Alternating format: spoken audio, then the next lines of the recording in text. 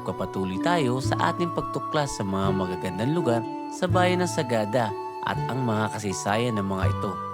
Ngayon ay pupuntahan natin ang St. Mary the Virgin Episcopal Church.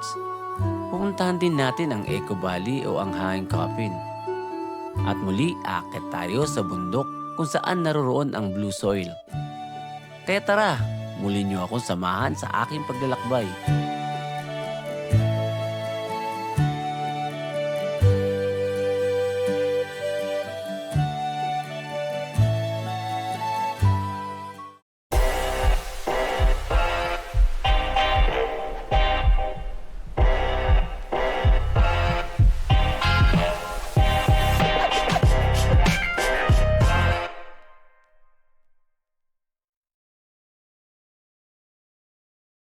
So, itong simbahan St. Mary, ginagawa siya ngayon? Ito tayo para Naayos. Yan. Ang simbahan ng Sagada, na mas kilala bilang St. Mary the Virgin Episcopal Church, ay isa sa mga pinakakilalang simbolo ng Sagada sa Mountain Province. Itinayo ito noong 1904 ng mga Amerikanong misyonaryo sa pamumuno ni Reverend John Stoughton. Ginawa ang simbahan mula sa batong apog or limestone na galing mismo sa kabundukan ng Sagada, kaya matibay at natural ang itsura nito. Isa sa mga kapansin-pansin sa simbahan ay ang kampanaryo nito, kung saan nakasabit sa harap ng simbahan. Ito yung bell dito na galing pa daw sa Ilocos to. Ito yung bell. 1921. So hindi na ikinabit dahil nga nakitaan ng papabita. Ayan yung inabit sa simbahan. At yung ito naman, yung parang upuan, ginagamit ng mga matatanda ng araw para upuan at gawing kahit saan po dyan. kwento-kwentuhan ng mga ano. Yan, tapos magpupuan press sila. At tawag doon dap-ay, ang tawag dito. Ito ang tawag. Dap-ay. Dap-ay. So Pero sa mga dito, girls naman po, ang tawag naman. kung saan sila natutulog. Yun ang tawag. So dito, yung mga lalaki daw dito, ginagawang puwan to. Dito na po kwentuhan ng mga kalalakihan ng araw. Dap-ay. Ang dap-ay ay isang tradisyonal na lugar at institusyon ng mga Igorot, lalo na sa Mountain Province tulad ng Sagada. Isa itong batong istruktura o open area na karaniwan may apuyan or fire pit sa gitna. Dito nagpupulong ang mga nakatatandang lalaki ng komunidad para sa pagpapasya ng mahalagang usapin ng barangay o tribo. Mapapansin naman sa gilid ng simbahan ang dalawang malalaking gulong na nakadisplay. Ito raw ay ginamit sa pagdadala ng mga bato at kahoy na ginamit sa pagpapatayo ng simbahan. Transforming the world. Ay, ganun pala. So, yung kapares nito nasaan? Yun o. Ayun. Saan ginagamit ba to? Wheel ng alin to? Pangbuhat po ng mga ano.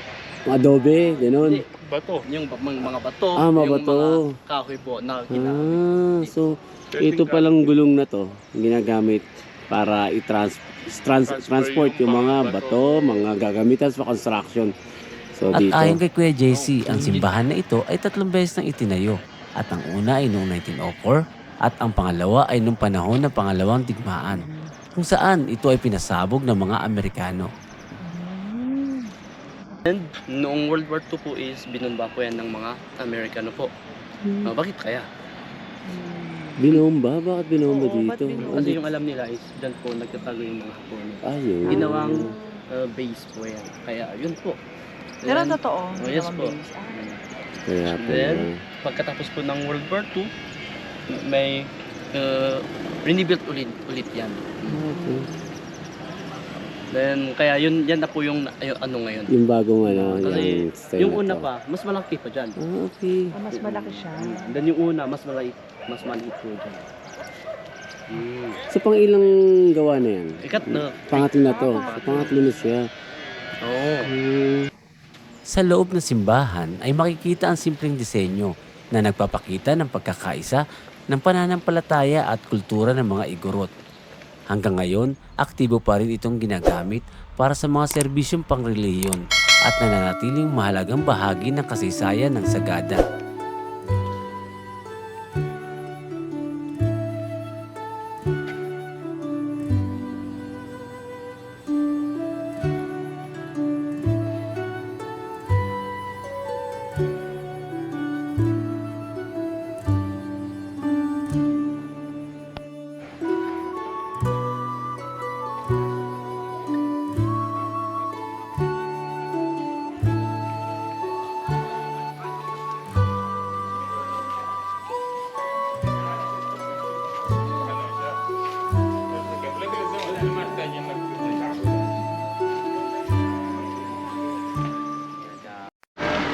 May hagdanan, oh.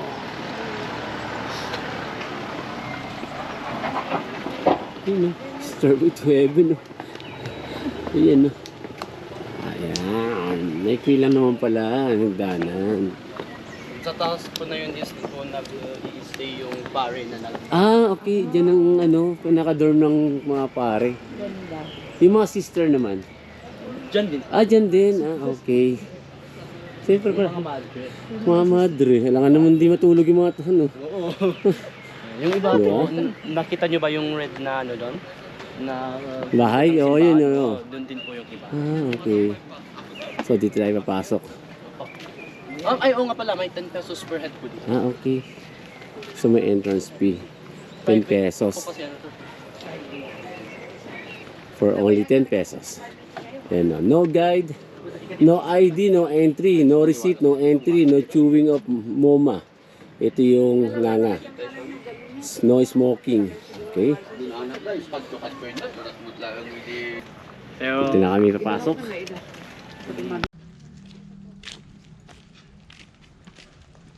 Sorry po. Good morning. So dito pala, pag-akit namin, ito na yung Church of St. Mary the Virgin, the cemetery. Oo. Ayan siya, oh. Dito pala inililibing yung mga pare na namatay dito sa lugar na to. Yung mga... Pero maliban sa mga father, sa mga pare, ano pa nililibing dito? Yung mga locals po. Ah, dito rin. So yung mga locals dito rin pala. Inilibing yung mga American missionaries po. Pansin-pansin ang mga puntod na may mga bakanting espasyo sa gilid nito. At nagulat kami nang sabihin sa amin na ito ay para sa mga asawa ng yumao.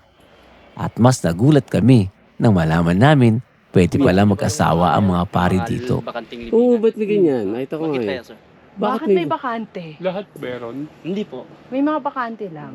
Yan po ay naka-reserve po sa kanilang mga asawa. Eh, reverend niya, father yan. Wala siyang asawa. Oh, dito po, pwede pong mag-asawa. Yung mga pari namin dito. Ah, Dito dito rin sa sa... Sagada? Oo, yes po. Dito rin Oy, sa ibang parang place po ganun. na... Fresh dito Hindi na talaga. talaga Kasi... Hindi kasi ko pare. Oo. So, ganun pala. Paano So, kung kaya may space. paano kung mag-asawa ulit sila? Siyempre, pag ano din sila nung bakante doon. So, kung makikita niyo talaga, oh, may bakante, oh.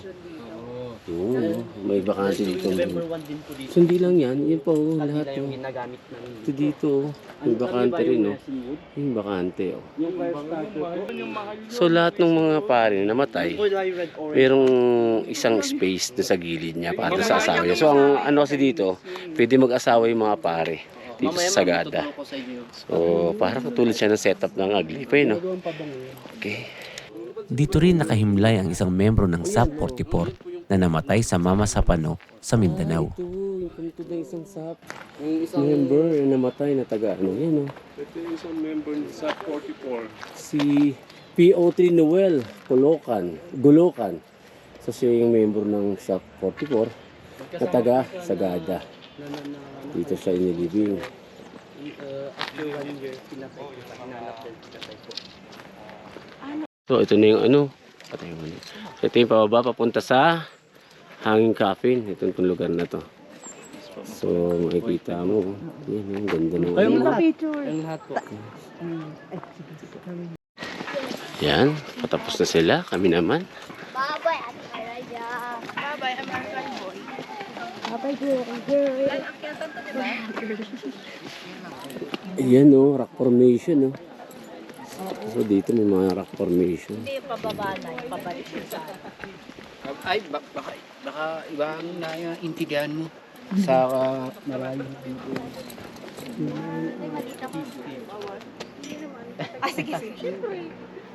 At dito sa rock formation, maraming turista ang nagpa-picture dahil sa magandang view nito. Ibang kung naman yan.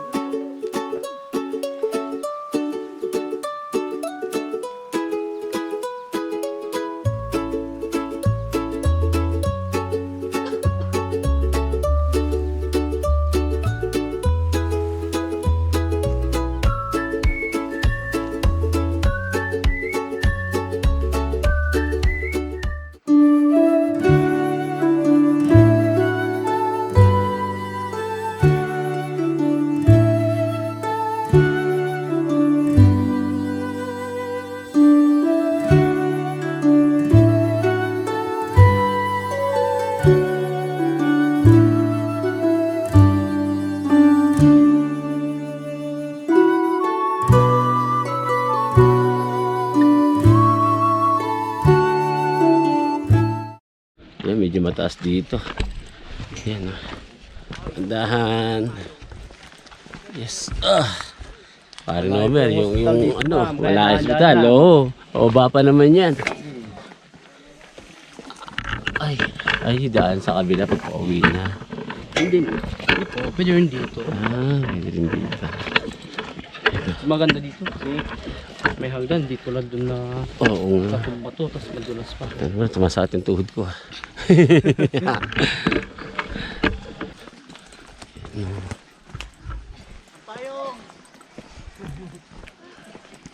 Sa pababa siya, medyo malalim yung pagbaba niya. Problema na ito, pag-akyat. Matarik. Yan na, sinasabi ko, ba't si ate kayang-kaya. Oh. Diba ate? Stop mo na dyan, kuya. Ay, kayang-kaya. Hindi na ako. Oops, dito muna. Meron din dun. Ayan o, ganda ng ano, Mas mga limestone. Ayun, may patay doon. Ay, may yan doon, no? May Hanging coffin doon, no? Ayun, no? Mas marami Mami, po dyan. mami. Parang ayaw ko ng Oh, grabe. Ayan o. Dito. Mas marami po Mga dyan kailan pa kesa yan doon. nakalibing? Mga anong year pa yan nakalibing? Ilang Mga libo? 1960s po. 1960 pa yan. Oh, grabe. Oy, dandan. Masyadong ano eh, matarik oh. Sa bawat hakbang po ba, mas lalong nararamdaman ang lalim ng kasaysayan ng Sagada. Mga 30 hanggang 40 metro ang pagbaba. Hindi lang ito sukat ng taas, kundi sukat ng tapang at respeto. Tahimik ang paligid. Tanging yabag at hinga mo lang ang maririnig. At sa dulo ng daan, makikita mo ang kabaong nakabitin sa bangin. Saksi sa paniniwala na ang kamatayan ay hindi wakas, kundi paglapit sa langit.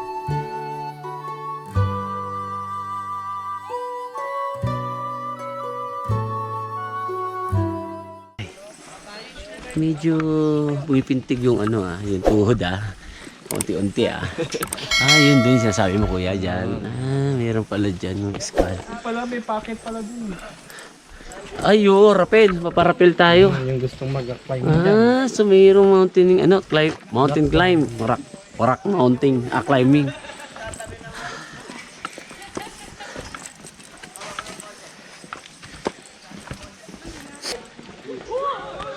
Uy! Naku, di kaya ng tali. Kaya yan. Ay, kaya ba? Kaya magaganyan mamaya si Lenlen tsaka si paring Nomer. Oo, ikaw din. Ako rin ba? Ayan na natin sa kanila yan. Step, mahulog ka dyan. So ito yung inaakit Mountain climb. 500 pesos po yan. 500 yan? magsawa ka. 500. Tapos magsasawa. Naku, madali ako magsawa. Ayoko muna. Ayun pwede pa lang umakyat dyan Nakikita nyo din ba yung mataas na bato doon? Pwede din doon. Doon? Oo. Ang taas nun. Ayoko nun. Kaya Pero mas mahal dito, po yun. 500 yan. Ang isang want to sawa na yon. Hanggang ikaw nasusuko. Kahit dito lang. Yan. And then, kaya then right, and then right foot. Hindi ko kaya yan kasi mahina na yung paa ko. At yung aking braso. Kailangan dyan matatag yung braso at paa. At And then tuhod. right hand sa dito. Kasi ang taas niya, no? And then, tayo ka sa left foot. And left hand Yan, dito. tinuturuan ni Kuya pala. May guide po dyan. Welcome to Eco Valley, the coffee farm. Kung magpapaitukan mo po tayo, doon po tayo. Para mag-solid Uy, pwede sumakay dyan. Sasakay. Sasakay. Sa hanging coffin. Yan na. Ang hanging coffins ay sinaunang paraan ng paglilibing ng mga igorot, lalo na ng Kankanai sa Sagada Mountain Province. Sa halip na ilibing sa lupa, isinasabit ang kabaong sa gilid ng matatarik na bangin o kaya'y ipinapatong sa mga kuweba. Limiang Boreal Cave, ito po yung mga nicho nila. Bakit nga ba nila ginagawa ito? May malalim na paniniwala ang mga taga rito. At isa na roon ay ang paniniwalang mas malapit sila sa langit at sa kanilang mga ninuno.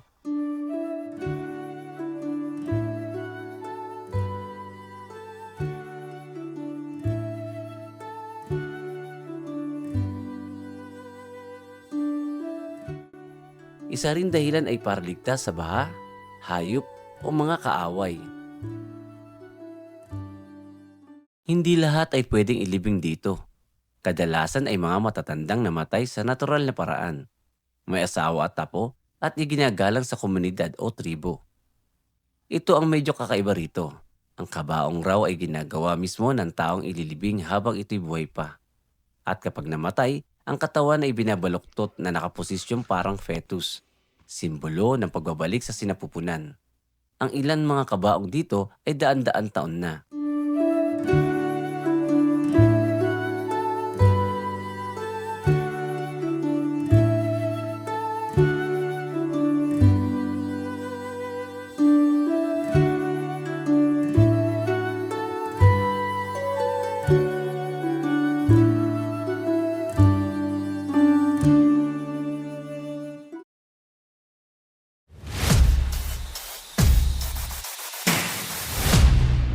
Okay, dito na kami sa sa jump off start ng papuntang Blue Soil.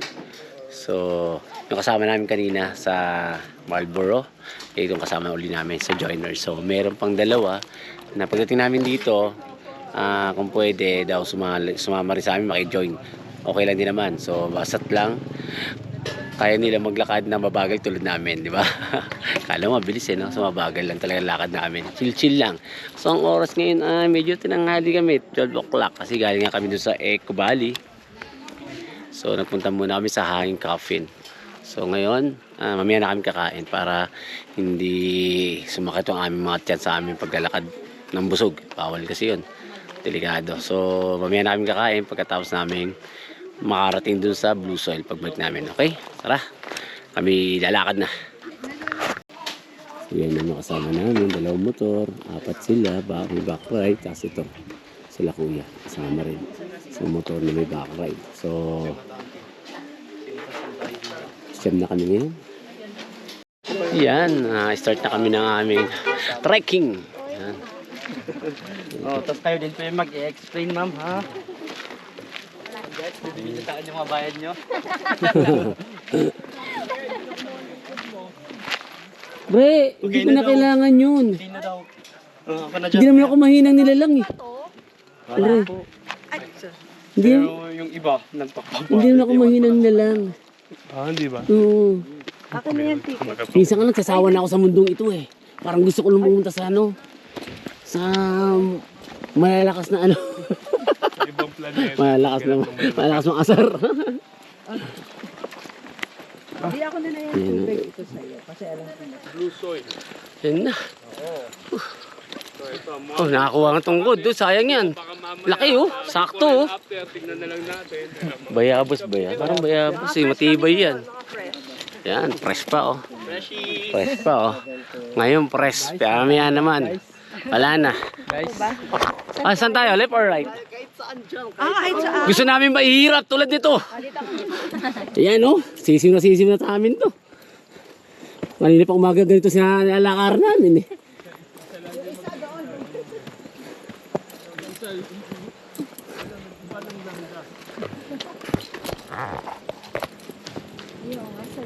Yung isa lang, parang mas masarap yata doon sa kabila na eh. Oh. Ayoko na dyan, dito na ako. Dito tayo sa kabila. Ba't dala-dalawa kasi yung lakaran? Pari-paro lang din naman. Oh, ko rin doon sa kabila oh. Ay. Ayan na. Madulas mabuhangin. Madulas. Mabuhangin.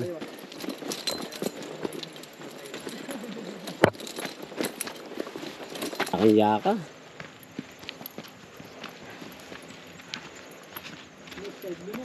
Brown pa po dito. Ito magiging blue na.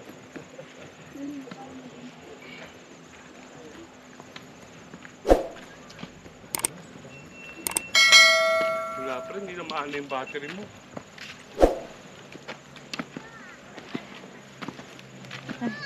Wala na. Sila kuya, iniwanan natin, no?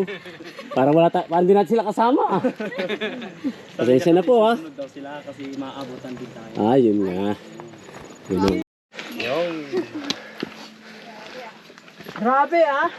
Kailangan mo ng battery, sir? Battery. Oh. Yan, akit na Kasi sila. mo na kaya pagka kami ng battery na ito. Pinigal na ako. Kasamahan lang namin sila. Kasi si Nomi may kunukuha kaya kasamahan muna namin. Papalusot lang yan. Ano pre? Kayang-kaya ba? Kaya pa. Kayang-kaya namin. Ito maliliit na trekking na to. Parang sisyo to kay paring Nomer eh. Talagang kasi kanina nasanay na kami, natrain na kami kanina sa mga lakarin. Mas matitindi pa dito. Maputik pa siya. Marlboro Hills, Marlboro Hills, Eco Valley, Hidden, Hanging Coffin.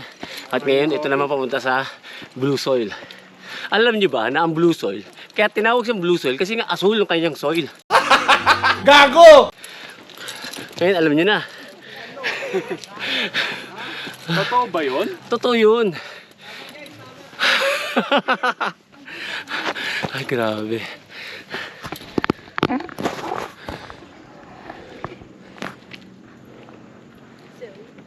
Ano, tatalina. Kaya pa? Oh, di ba? Basic. Ito na ba yun? Yan pa, oh. Problema natin, pababa. Oh, baka naman, ano.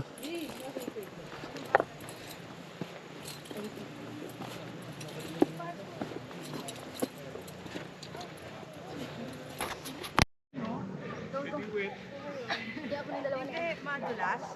Mas madulas po ma'am kung ganito. Ah, ganon?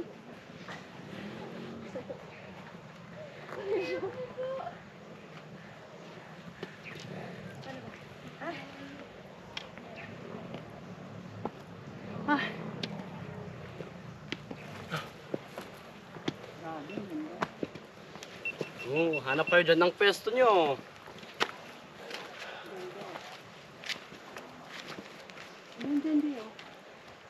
Daan sana. Ano? 14%. 14. Baby. Ano? Parang Tatalina. Tatalina.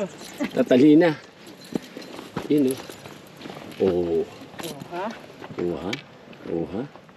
Madulas yan, ha?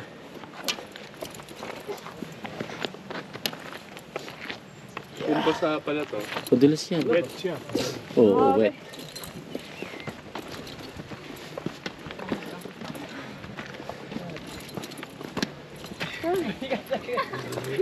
Hindi na mulikat guys.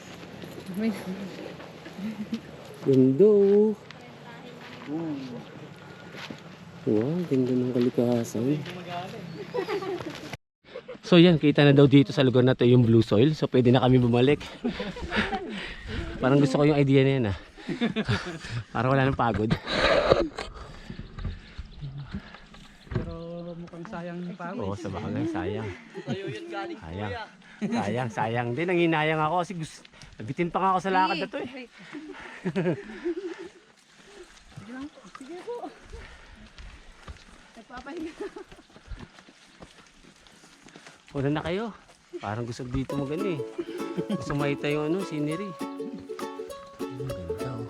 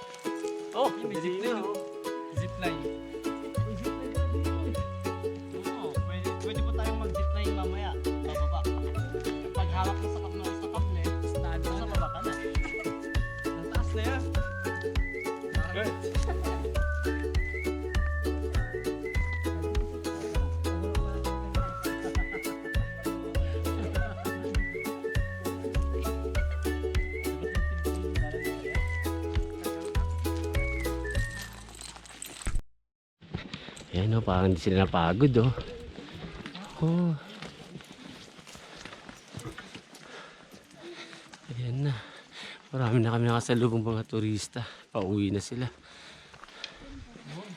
Yes, malapit na tayo.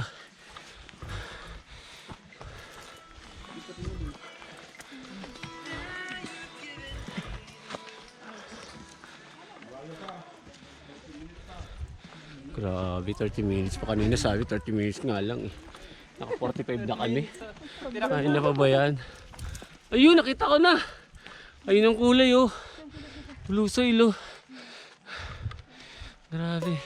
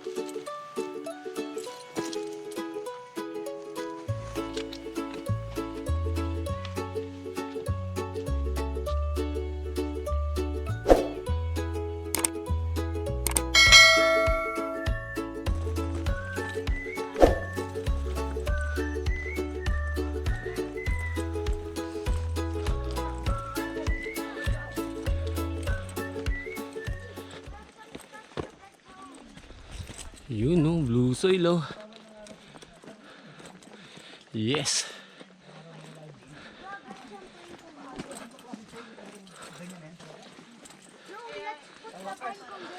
Nakarating din.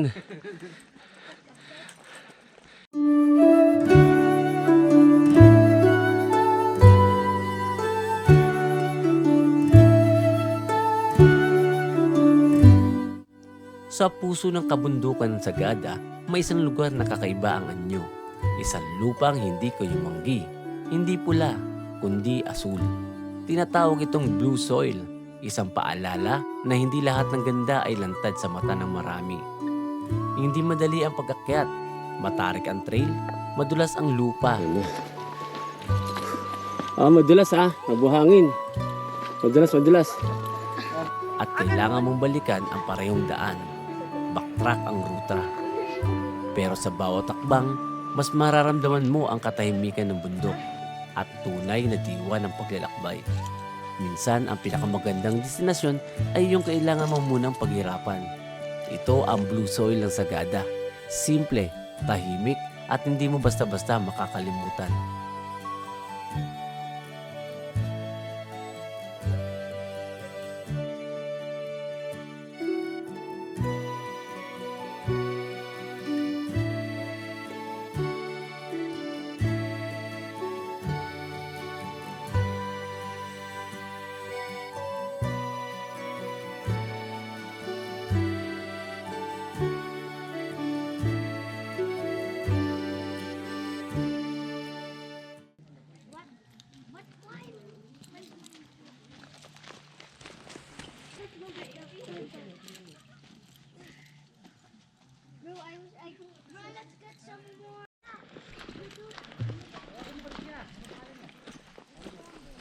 So blue siya. Pero hindi naman talagang blue. So parang yung buhangin niya nagkaka-blue yan oh. Yan. So yun siya. Pag sa malapitan, ganito pala siya. So ito, madulas siguro to. Pagbasa. Kasi yung texture pa lang niya may tamo. Tapos mabuhangin siya. So yung blue soil. So tanong natin kay Kuya mamaya kung ano ba ang dahilan bakit nagiging blue siya. Siyempre may mga chemical reaction. Sulfur ba yan? Sulfur parang katulad sa bulkan. Diba? So yan. Hanggang sa taas, blue. So ito lang bang part nito ang mayroong ganito na blue soil? Sa ibang lugar ba dito sa Sagada ay wala? So yung tatanungin natin kung ito lang bang lugar na to ang mayroong ganitong blue soil. Baka kasi meron din sa ibang mga lugar. Malapit din dito. Kasi parang kakaiba no? Dito lang, ito lang yung lugar na to ang nakilala may blue soil. So, may tatanong natin kay Kuya Jesse. Yan oh, yung mga sticker oh. Ayan, mayroon pa bang space para sa ating sticker? Lagay na natin. So maglalagay tayo dito ng sticker. Sticker? Yeah. Karoon ng chemical reaction. Parang ito, Walang paglalagyan. pag nasisinagan. Kaso yung may matatakpan, nakakahiya naman. Eto wala na oh, pwede na dito. Hindi na nila malalaman yan, pre. Dito wala na, pwede na yung isa eh. So lalagyan natin to. Motocabs. Yun? Wala na kasi. Yeah. Ay, ano? Leo Columbrillo. Hindi, pwede rin ano, motocabs. Yan oh. Yan. So, nilagyan na natin. Okay na. Ay, sige. Lagyan natin sila ate. Yan. Ipugaw sila eh. Magandang nga yun. Galing kami sa Bataan. Yan. Ay, galing Yan, bigyan natin sila kuya. Ano pangalan mo kuya? Tsaka sa ano. Meron din po akong YouTube. Lakbay niya. Lakbay, Angelo. Lakbay ni Angelo. Taga. Lakbay ni Angelo. Tsaka si, ma'am, ano pangalan niyo ma'am?